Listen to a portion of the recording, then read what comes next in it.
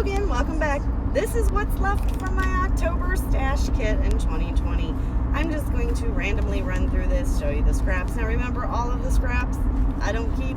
I didn't like working with these smaller paper pads. I never did use those two last stickers. I was very upset about that. I have a lot of embellishments left from both the Chamel Field Trip collection and Paige Evans Truly Great Book collections. That some of them are going to stay in their sheets and go in the little container I have behind me to use randomly on layouts. The others are going to be broke up and put into my little 4x6 iris containers where I color code all my embellishments and make my kits out of.